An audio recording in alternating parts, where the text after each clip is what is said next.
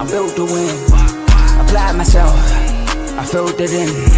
No time for the doubt, they counted me out, I'm getting it in. Yeah. No time for no loss, I'm paying the cost, I'm in it to win. Yeah. Refuse. Mine, it can't be diffused. If you ain't thinking the same, then we playing by different rules. You can't see the vision, we living at different views. Until we complete the mission, keep getting up, never snooze. I walked a mile in my shoes, had the mind of a fool, chasing diamonds and jewels. Trust me, I was confused. Started minding my business and used my mind as a tool. Ended up finding my purpose and found the time to get to it. They told me I couldn't do it, they told me I couldn't make it. They sold it, could never break it. That's sadly mistaken. I need a piece of the pie, I want it so bad I can taste it. They told me like Toby, keep on running toes, they gon' take a few to lose. Built to win, applied myself, I filled it in. No time for the doubt, they counted me out, I'm getting it in. Yeah. No time for no loss, I pay for the cost, I'm winning to win. Yeah. Refuse to lose, I'm built to win. Applied myself, I filled it in. No time for the doubt, they counted me out, I'm getting it in. Yeah. No time for no loss, I'm paying the cost, I'm in it to win. Yeah. Refuse. Welcome back to CTC. I'm your gracious host, Carl, and I'm back for another episode. Today, we're going to talk about the rest of week one. We got football today, tomorrow, and Monday. One game Monday night, TCU, North Carolina. So I'm here to talk about all 3 days. But before I do that, I'd like to ask that you leave a like, comment, share, subscribe. It helps the channel. It helps the network. It helps my channel, CTC, by way of the Refuse to Lose network. Now, we also got shows on the network as well. We have the main show featuring Joe, Tomo, and Dave every Tuesday and Friday, 7 to about 8:30ish. We got Unfazed featuring Joe and AJ every Tuesday, 9 o'clock Eastern, 8 o'clock Central. Last week, they did the NFC divisional. What do they think going to win the divisions in the NFC? Pretty sure Tuesday they're going to do the AFC, possibly talk about Eagles, Cowboys this Thursday, as you know, Michael Parsons got traded to the Packers. We had a live episode about that. Next, we had BWT, Baseball with Teddy. Tigers got a win yesterday. I ain't going to lie. Like, I ain't really paying it. I'm not going to lie. This weekend, I'm no baseball. Like, they were sending me scores of the Tigers. I'm like, get this out of my face. I'm watching, on my phone, I was watching Baylor versus Auburn. I'm watching Charlotte versus App State. I did watch Michigan State on my phone. I watched a couple drives. I liked what I saw. We was able to run the ball really well. I do like that. Shout out, victory from MSU. It looked a little bit like old Spartan football. I know I need to see it against a better opponent, but I did like what I seen. But anyway, y'all tune in to BWT. We got Dave's Doghouse highlights and lowlights of sport. We got RBO hosted by Vaughn, basketball, NBA. So make sure y'all tune into that. We have Indie Ray Corner featuring Ty, Ricky, and Tomo boxing, who should be live tomorrow, I think around 7 o'clock. We have FFC, Fantasy Football with Coach Coombs. NFL season is 5 days away. Fantasy drafts are probably coming to a close. So make sure y'all watch FFC. And I believe that's all the shows we have on the network. So please like, comment, share, subscribe to all those shows as well. And if you like what you're listening to, stick with us. Shout out my boy Joe tuning in. His team got a big game today, and I believe they're first on the agenda. They are. He said, let's go, college game day. And we got Texas at Ohio State. First of all, right before I went live, I just went on Twitter real quick. And I seen Martin Humphrey. He said Texas is back, ... in the L column. I thought that was, sorry, Joe, but that was funny. But let's go. We got Texas at Ohio State. Why do I keep saying Oklahoma State for whatever reason? Texas at Ohio State. Ohio State comes into this game as a 1.5 favorite. This game is in an hour and a half, hour 20 minutes, 12 o'clock on Fox today. Let me disclaimer. For those who never tuned in, the way I do my previews, I get 5 keys or bullet points of how each team could win. Then I pick a winner and explain why. So first, we have Texas. I always start with the road team. They got established Quintravion Wisner. Now with a new quarterback. Now, granted, he's been there. This is 3rd year in Arch Manning. He's a redshirt sophomore. But he's new to starting. This is his first time taking over Texas, knowing that the starting job is his. You know, he started a couple games last year when Quinn Ewers got hurt, but we all knew when Quinn Ewers got back, that was Quinn Ewers' job. This is now Arch Manning taking over the program. So you got to establish the run to ease your quarterback into the game, set up some play actions, get the defense to come up. Maybe you set up some deep shots, establish Quintravion Wiseman. Get Ryan Wingo the ball in open space. Ryan Wingo the speedy. I want to say he's a sophomore too, but speedy receiver on the outside. Maybe get him like a middle screen, a stop on the outside, something to get him in spaces, something, jet sweep, something. Just give him the ball in open space and let him create. I don't know if they could do this, but they have to somehow find a way to slow down Jeremiah Smith. Jeremiah Smith, the sophomore, is coming off a huge freshman campaign. I want to think of a word. I guess inarguably, is that a word? Inarguably the best receiver in the country. Have to find a way to slow him down. Next, use Arch Manning legs. Arch Manning brings a different dynamic than Quinn Ewers. Quinn Ewers, not a statue per se, but he wasn't as mobile as Arch Manning. Now that you have Arch Manning starting, you have that extra dynamic. You got to maybe throw in some read options, some veers, stuff like that. Throw those in the mix. Some quarterback, maybe a quarterback counter or power. So you don't want to run them too heavy, but you do want to run them. And last but not least, you got to create some turnovers. You're on the road. You got to create extra possessions. They got a new quarterback starting as well, and Julian saying. So you got to create some turnovers, create extra possessions, maybe even create shorter fields to score points. Now for Ohio State, obviously the number one thing, get Jeremiah Smith the ball. Get that boy the ball. Whether it's, I don't even care if you throw up a 50-50 ball. With Jeremiah Smith, it's probably a 70-30 ball. Get Jeremiah Smith the ball. You got to establish James Peoples and C.J. Donaldson. Now, I'm interested to see how they use these backs. I'm interested if they bring in C.J. Donaldson for short yardage, because I do think C.J. Donaldson is an every down back. But I'm just interested to see how they use that running back dynamic. Contain Arch Manning's legs. Again, they got the extra dynamic, but you want to contain it. You got to make some open field tackles if you're Ohio State, because they do got guys. If they miss, it's a track race. If you miss tackles in the open field, it's a foot race. And last but not least, you got to start off fast. You want to start off fast at home. You want to get that horseshoe going. You want the people in Columbus to have something to cheer about, be loud, disrupt the Texas offense. And the way to do that is to go up quick, score some points. But my winner in this one, sorry, Marlo, I got to disagree with you. I'm going Texas. I saw a stat that said that I want to say it was Ohio State, or maybe it was just like teams, period, going against the number one team in the country with a first-time starting quarterback like 0-13. That wasn't the reason why I picked Texas, but that added to the reason why I picked Texas. It is because Ohio State is starting someone unfamiliar, while Texas, they've been waiting on this. Texas fans, I low-key think Steve Sarkisian been waiting on this. They've been waiting on use Arch Manning. They have the firepower on offense. A lot of Ohio State is unknown. They did lose Jim Knowles. They do bring in Matt Patricia, but that's also another interesting dynamic. It's just a lot of unknowns with Ohio State versus Texas. So that's why I'm rolling with Texas in this first game. Yes, they do need to protect Arch. That is true. That would definitely be a key if they were playing Georgia. You're absolutely right. Now, against Ohio State, I don't know. We'll see. That's yet to be determined. But against Georgia, that would have for sure been top of the list. Next, we have Syracuse at Tennessee. Now, Syracuse, they're replacing a lot. They lose Kyle McCord. They lose LaQuint Allen. I was blanking on his name. They lose Jackson Meeks. Trevor Pena is gone in the portal due to, y'all know the situation. They lose Arundé Gadsden. They just lose a lot. While Tennessee, some say, executed the first trade in college football. Nico Iamaleava goes to UCLA. Joey Aguilar from UCLA comes to Tennessee. They do lose the SEC Player of the Year offensively, and Dylan Sampson now to the league. They lost a couple pieces as a receiver as well, but Tennessee is more so of a program that you would, I don't want to say this. Tennessee is more of a program you see rebuilding more than Syracuse. So this will be an interesting game.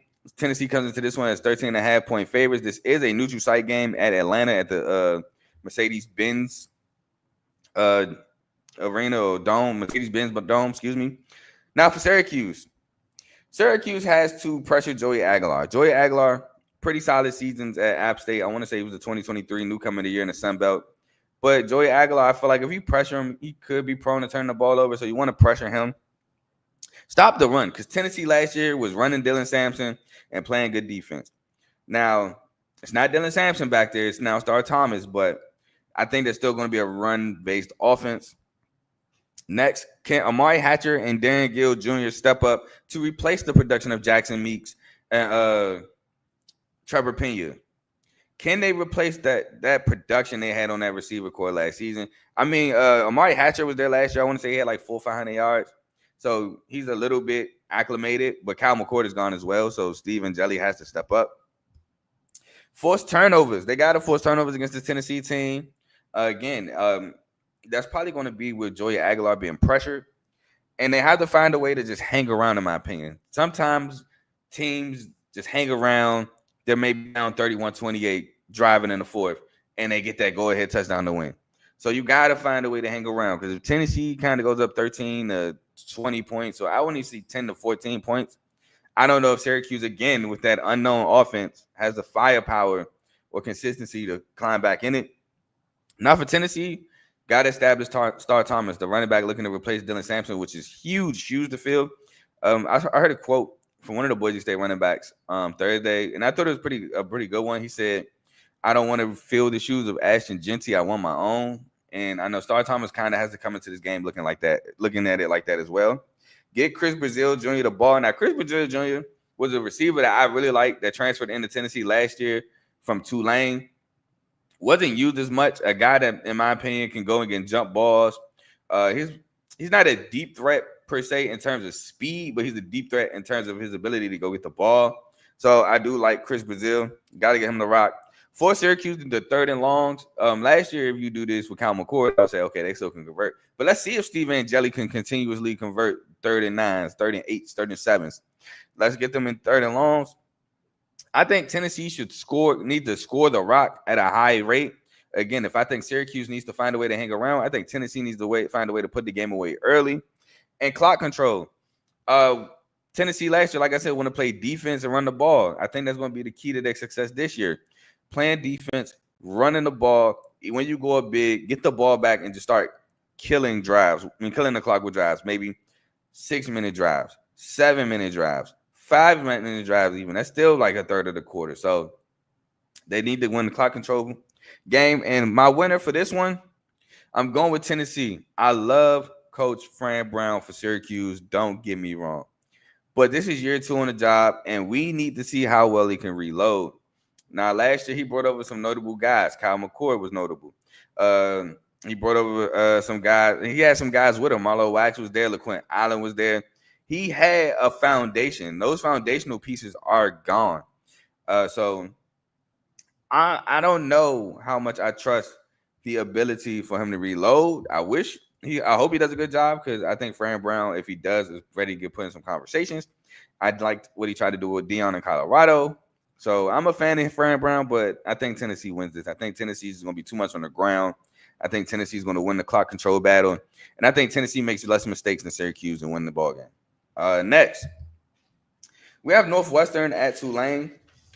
Northwestern is coming into this one with a new quarterback and Preston Stone, while Tulane is coming into this one with a new quarterback as well, and Jake Retzlaff coming off the whole BYU situation. This game is 12 o'clock on ESPNU, and Tulane comes into this one as 4.5-point favorite. Now, Northwestern needs to force turnovers. That's their Big Ten defense, who's a really solid defense. They have, and to be honest, Northwestern's a team that in the past has relied heavier on defense than offense. They've relied on defense to shutting teams down or holding them to low scores, having the offense hang around, and possibly winning it in the end. They have to lead with that DNA. So forcing turnovers is huge for Northwestern. Preston Stone has to get his confidence back.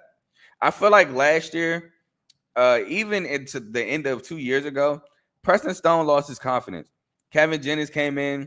They won they won the American Athletic Conference championship game while he was injured against Tulane at Preston Stone when he was at SMU. Then comes in, there's a QB position battle with Kevin Jennings and Preston Stone.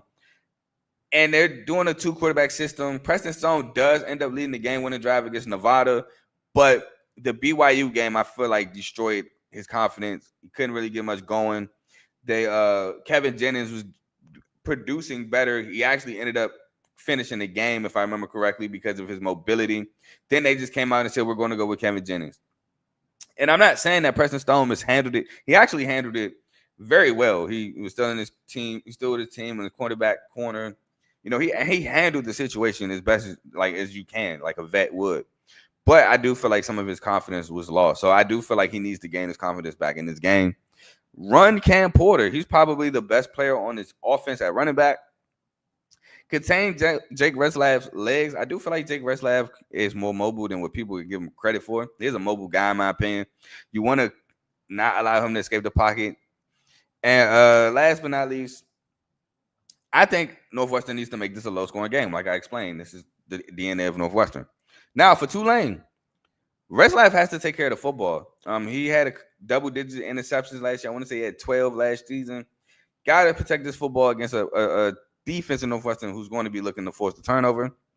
Maurice Turner, can he shoulder the load that Mekhi Hughes has been doing before he transferred to Oregon? Mekhi Hughes was a really talented back from his freshman year 2 years ago to his sophomore year last year. Maurice Turner has to kind of not be, well, he does have to be that guy, but not to that extent. He has to shoulder the load, however. They have to get can Shaz Preston step up? Shaz Preston was on the team last season. They now lose Mario Williams. They lose Dante Fleming. They lose a bunch of the receiver production last season with Darian Minson as well. Can Shaz Preston step up and kind of take over in that role? Pressure Preston Stone. Like I said, Northwestern Preston Stone needs to find his confidence. Tulane needs to make sure it doesn't come back. And that's by putting him on the ground, pressuring him. And that's kind of what BYU did. They pressured him, didn't allow him to attempt to make mobile plays, got him on the ground, hit him, things like that. Speed up his clock. Let's not let him get his confidence back. And lastly, Tulane needs to let Jake Reslav use his legs, whether it's quarterback design runs. Don't hold him in that pocket. Let him be a mobile quarterback. But my winner, and I picked this in the preseason, I picked this during my Big Ten preview. I'm going with Tulane. I think Tulane wins this game. They play Power 4 schools very well. They play Oklahoma to the wire. Oklahoma, R. Mason Thomas just took over late. They played Kansas State to the wire last season. And I don't think it changes here with Northwestern. I think they beat Northwestern and show why they're a really good American Conference team. Give me Tulane to beat Northwestern in this game. Next, we have Alabama at Florida State, 3:30 today on ABC. Hey, man, it's a little additive to this game. Thomas Castellanos came out, said what he said. Then he was working out with Cam Ward. Isaiah Horton was there. Isaiah Horton now transferred to Alabama from Miami, so he heard it. So it's a lot. It's a lot of additive in this game. Alabama comes into this game as 13.5-point road favorites, however. So let's start with Alabama. You got to get Ty Simpson some easy throws. Get him some easy throws. First time starting. I think he's been there for 3 years, though. But you got to get him some throws. Let him get comfortable. Run Jam Miller. Beat up on this Florida State defense. Run the ball. That also helps Ty Simpson get acclimated. Get Ryan Williams, another talented sophomore receiver, and Jeremy Bernard the ball. Ryan Williams is a just phenomenal player. Some say the second best receiver in the country. I say there's a debate for that, but it's a lot of sophomores. Like I said last season, it's a lot of freshmen that went under the radar had great years. Cam Marsh, Jordan Tyson, Cam Coleman. I said Cam Marsh, Nick Marsh, Cam Coleman. It was some freshman guys that had some receiving that had good years that went under the radar. So I would pump my brakes on Ryan Williams being the second best receiver. He's in the debate though. Don't get me wrong. Next, contain Thomas Castellanos' legs. He's a runner. Thomas Castellanos, he wants to run the football at quarterback. He has the ability to make throws, but he wants to run the ball. And I want to get back to one point real quick with the Run Jam Miller point. That is because Ryan Grubb comes from Seattle, the Seahawks. He came from Washington. They don't really run the ball. Seattle's problem last year, they didn't want to run the ball. Coach DeBoer got to go to him and say, hey, we need run plays. Run the rock. We're not throwing the ball around the yard all game. Yeah, I know we got nice weapons. We got Isaiah Horton, Ryan Williams, Jeremy Bernard. We got all that. But we got a back in the backfield that could tote that rock. Make sure you call in run plays. And the final point I got for Alabama is start fast. You start fast, you take Florida State out of the game. I think you dwindle their confidence. You come down and take the ball, march right down the field and score, stop them, and possibly like get a field goal or just move the rock. I think you take they out. So I think Alabama needs to start fast. Now for Florida State, on the other hand, you got to run Thomas Castellanos. Like I said, he's a runner. He wants to run the ball, so run him. You have to connect on deep shots to like Squirrel White. I think Squirrel White is a burner on the defense, so you got to connect on those. Pressure Ty Simpson. Last year, Florida State wasn't really getting much pressure on folks. Let's pressure the new young. Well, it's not young, but pressure the new quarterback. Who will take over in the backfield? I feel like that's another issue at running back. Who's going to take over? Is it going to be Cam Davis, who was a very talented freshman last year, now sophomore? Is it going to be him? Who's going to take over? And last but not least, create turnovers. You got to create short fields. I feel like Bama, if you allow them to just get in rhythm, it's over. But if you creating short fields, you're getting stops, setting yourself up to even get maybe an extra field goal and just taking away some momentum from Bama, you'll be okay. But my winner is Bama. I think Bama is it's too talented. On the defensive side, you got Keon Saab, Damani Jackson. You got guys like that. I know they lost some pieces last year, but you still bring a couple pieces back. Offensively, I like Jan Miller. The receiving core is crazy. Florida State's going to have their hands tied in that secondary, especially losing Azariah Thomas to the draft. So I'm going to roll with Bama in this one. I don't think I see a blowout, though. Like, I caught Florida State at 14.5 on ESPN Sportsbook, I believe. I'm going to take that. As a home favorite, I'll take 14.5. But next, we got Coastal Carolina at the University of Virginia. Virginia comes into this one as 13.5-point favorites today at 6 o'clock on ACC Network.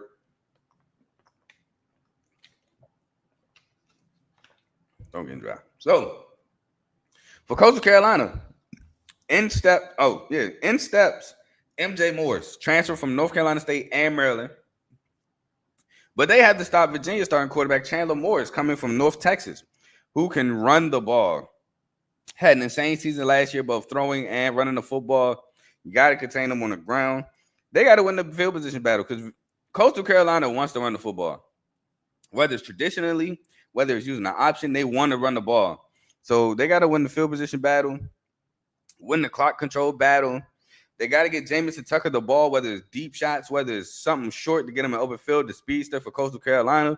Got to get him the ball. And MJ Moore's got to use his legs. He got to become dynamic. He can't just be sitting there, which Coastal's not going to do. They're not going to have him be a drop back quarterback. They're going to move him. So he has to use his legs. Now, Virginia, they got to protect the football. A lot of the reason why they lost games last year is because my guy, Anthony Calandria, was turning the rock over. Even Tony Muskett, but not as much as Calandria. Calandria now has moved on to UNLV, who's now 2-0. Shout out to them. Did throw a pick late game, but he looked sharp up into that pick. Who will step up at receiver? They lost Chris Tyree. They lost Malik Washington 2 years ago. They lost, I want to say they had Chris Fields, and I think they lost him too. But they just keep losing receivers to either transfer or the draft. So who's going to step up at receiver? Get ready to defend the option. That's no easy task. Coastal Carolina will bring out the read option. They will bring out option as plays. You got to be disciplined. You got to stay in your gaps. You got to just do your job. You can't try to slice or jump out of gaps and play hero ball because you'll try to make a play. Being a hero, put yourself out of position in defense. And next thing you know, they're going 60, 70, 40 yards down the field for a touchdown. So just do your job. And last but not least, establish Harrison Wiley. The transfer running back. I last remember him at, I believe, Wyoming. But you got to establish the run as well. Because establishing the run is going to help your quarterback and Chandler Moore's pass. So with that being said, though, I chose this in my ACC preview. I'm not changing now. I'm going Coastal Carolina for the 13.5-point upset win outright. I mean, it's only $5, but I already bet it on ESPN Bet. I got it for plus 400. Put it in on ESPN Bet. I think Coastal Carolina, as a season opener, is dangerous. Last year against Jack State, they absolutely dominated Jack State.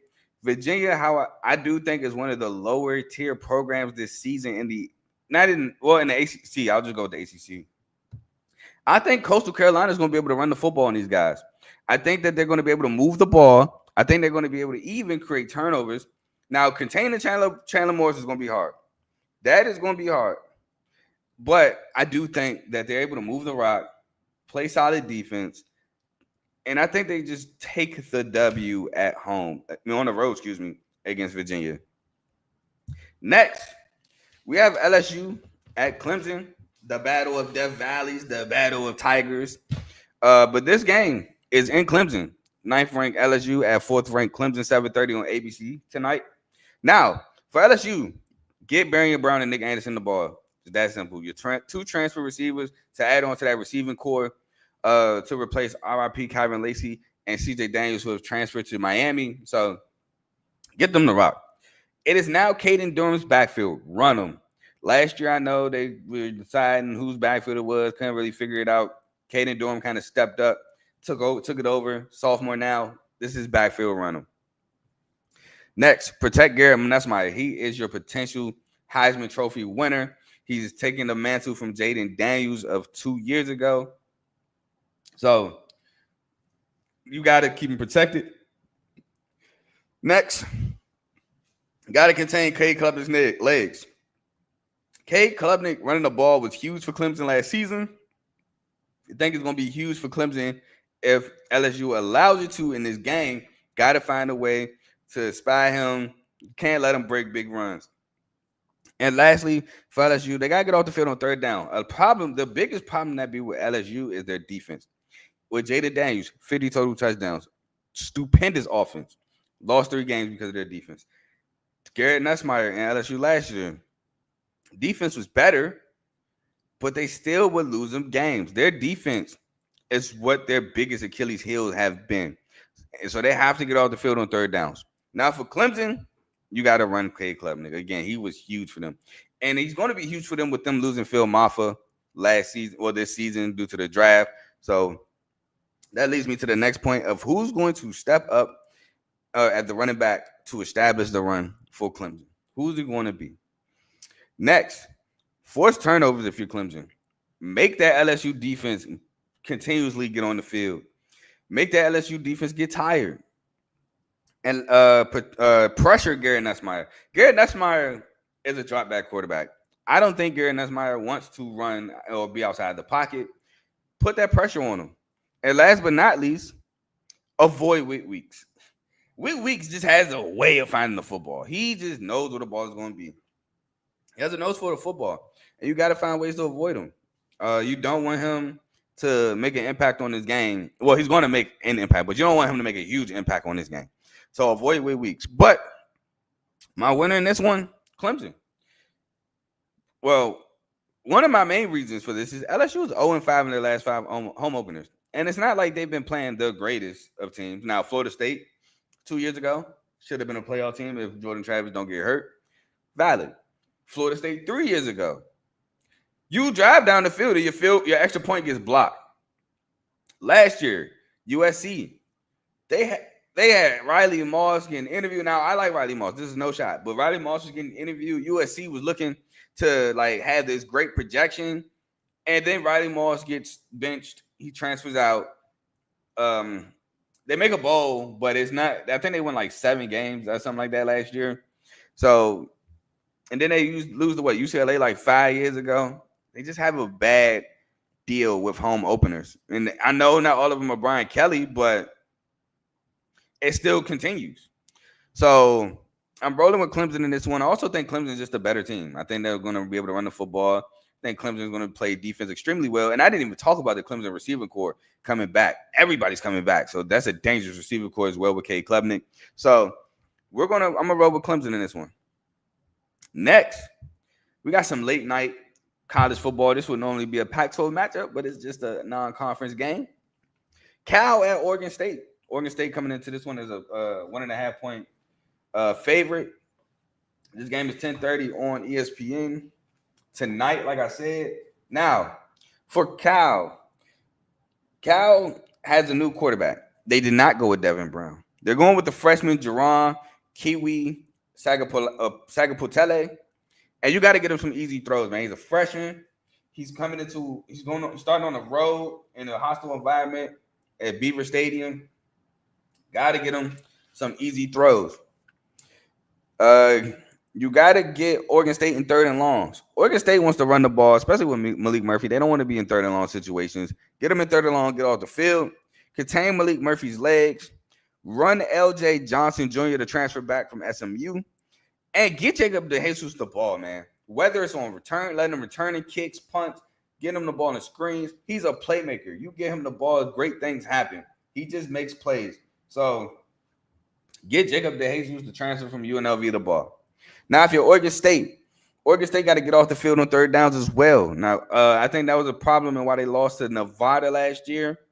You got to run Anthony Hankerson. He's probably going to be the best player on this offensive team for Oregon State. So you got to run him. Pressure the quarterback. Pressure the freshman. He's a freshman. We don't know how he's going to handle the pressure on the road. Get to him. Win the field position battle, because I do think this is going to be a game of field position. And lastly, use Malik Murphy's legs, because he can throw the ball pretty well, but he's better when he's running the ball, keeping the defense off balance. But my winner, I picked this in the offseason. I thought it would be Devin Brown at quarterback, but I'm going to stick to it. I'm going to go Cal. I'm going to go Cal in this one. I do like Coach Wilcox. I think Coach Wilcox had a really good defense last year. I think he's going to have a pretty solid defense this year. I think the plan with Jacob DeJesus is to get him the ball. And I just think that defense of Cal is going to smother the Oregon State run game. They're used to seeing mobile quarterbacks. I think they smother the run game. I think it's going to be tough for Oregon State to put up points. So I do think Cal wins this ball game.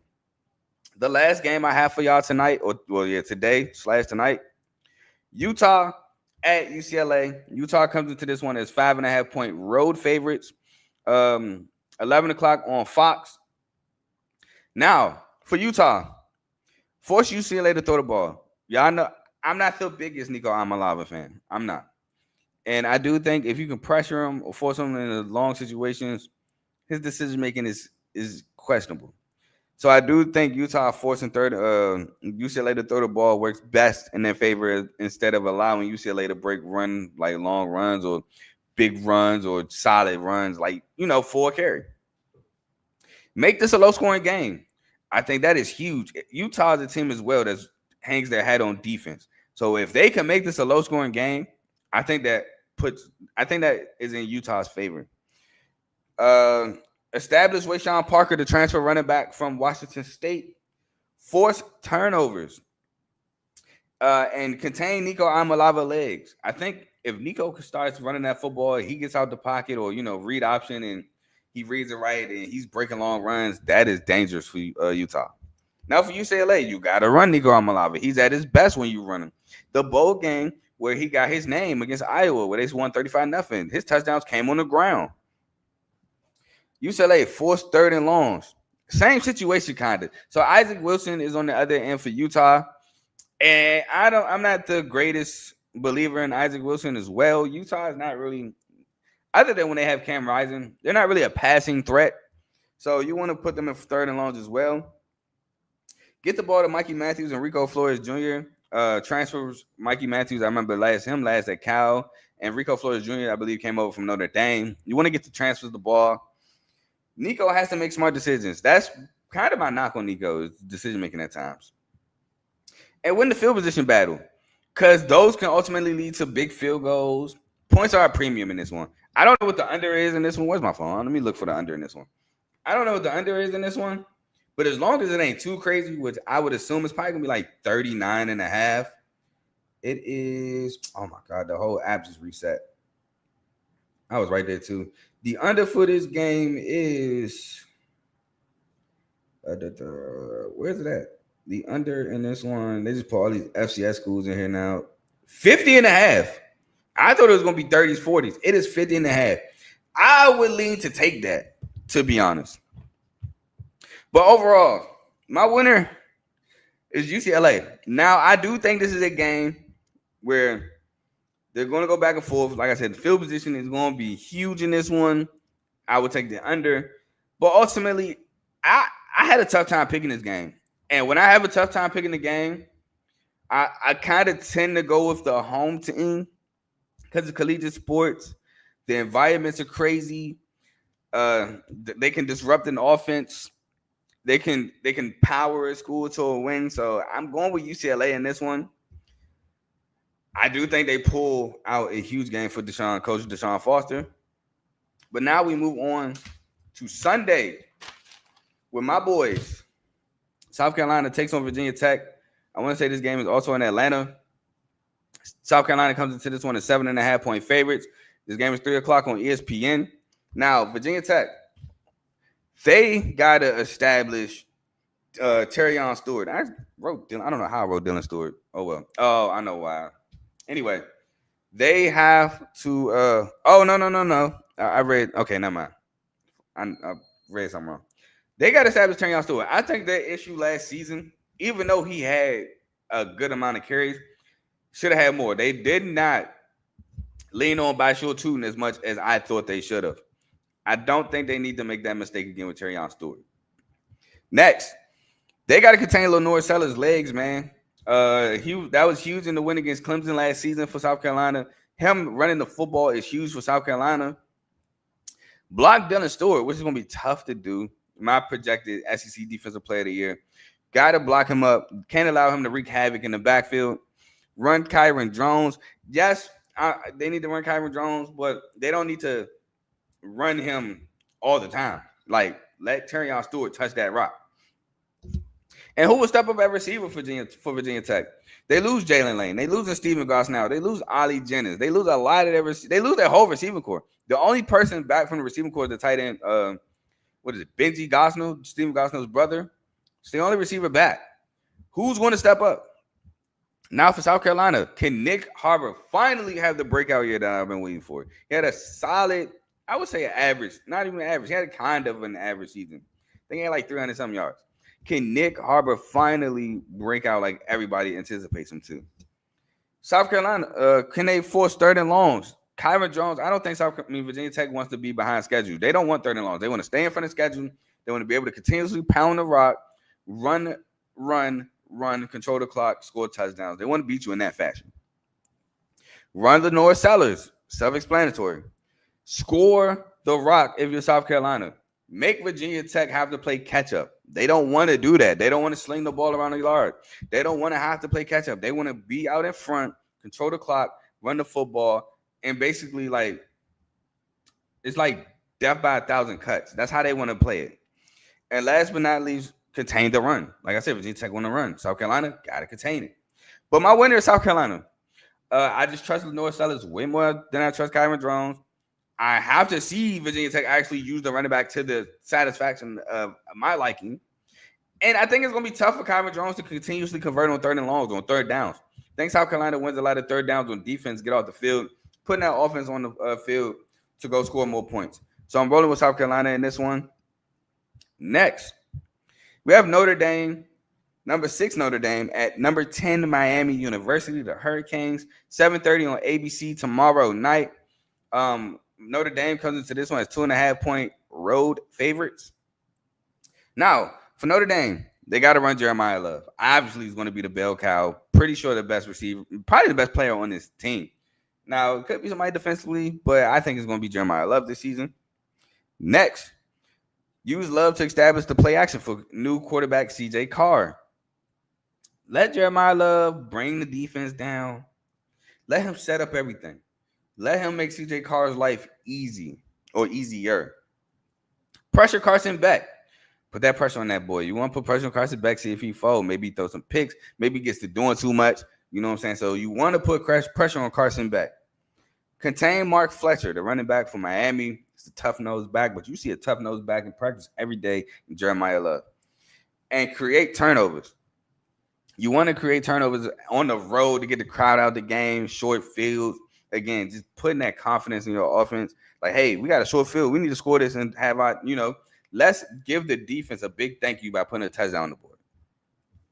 Now for Miami, Keelan Marion and CJ Daniels have to step up to replace the receiver production of Xavier Restrepo and all those guys who left. Isaiah Horton, who transferred, Jacoby George, All those guys got to step up.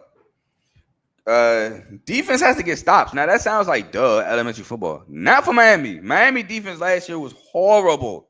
Miami would put up 40. Other teams would put up 39, 45. Like if they lost, it was probably 42 to 45. They won, it was probably 39, 42. So Miami got to get stops. Like I said, I know it sounds elementary, but not for Miami. Next, establish Mark Fletcher. The run game was big with Damian Martinez last year. I wish he would have stayed, to be honest. But Mark Fletcher has to come in and step up and just take right over. Next, slow down Jeremiah Love. It's going to be tough. But do not let Jeremiah break these long runs. And last but not least, Carson Beck has to protect the football.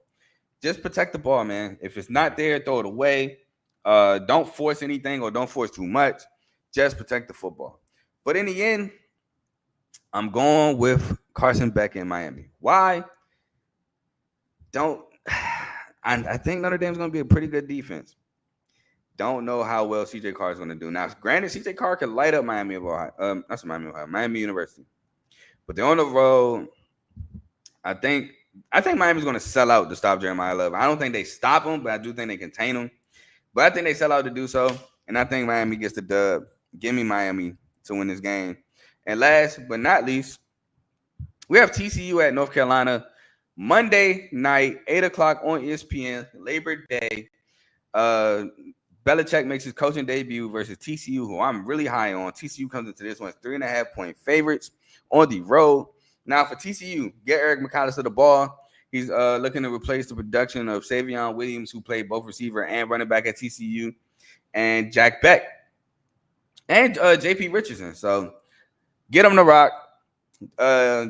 Next, someone has to step up at running back. That was the issue last year. That's why they moved Savion Williams to the backfield, because at running back just wasn't getting it done. Cam Cook wasn't getting it done. I think Dylan Edwards was last year. They didn't really believe in him. I want to say Trey Sanders was there too and fumbled the rock. So he got put in the doghouse early. Somebody got to step up at running back. Contain Gio Lopez's legs. Gio Lopez is a guy that wants to run the ball. He can be accurate at times at quarterback, lefty, but he wants to run the ball. Leads to my next point. Force him right. I think you want to send the pressure from the left side. Force him to roll right. Like I said, he's left-handed quarterback. He'll be throwing across. So you want to force him right. And last but not least, score, because I don't know if North Carolina is going to be able to keep up with you offensively. So you need to score the rock. Now for North Carolina, run Gio Lopez. Self-explanatory.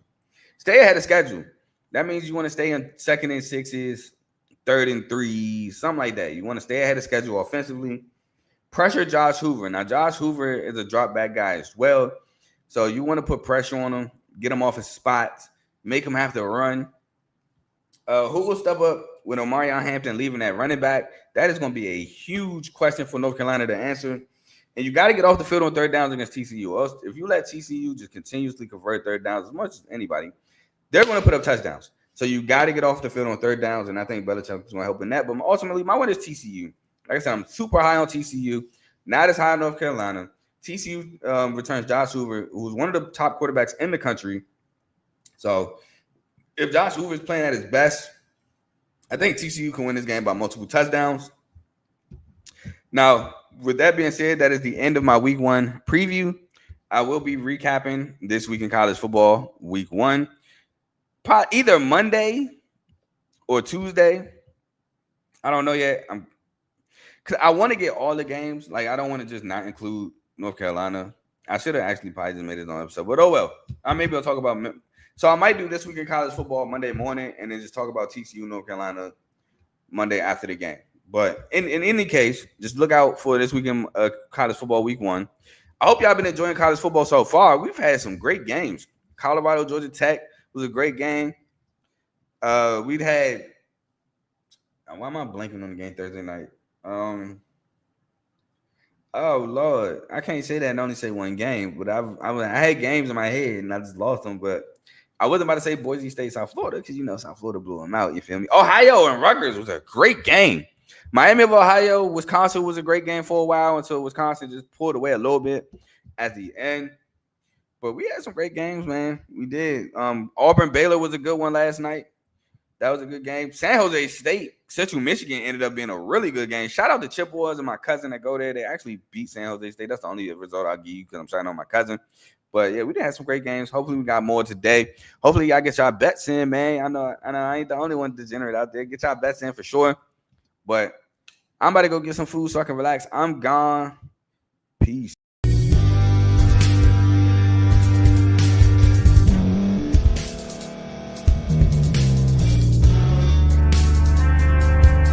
Thank you for staying to the end. If you're watching this on YouTube, please like this video, subscribe, and also hit that notification button so you can be notified next time we put out a video. If you're listening on any podcast platform, subscribe and hit that notification button, y'all, so you can be notified we put out another podcast audio. And last but not least, hit that share button. No matter what you're listening to or watching it, hit that share button and send it to somebody that you know that would love to watch this episode you just listened to. So once again, thank you for staying to the end, and we'll see y'all in the next episode.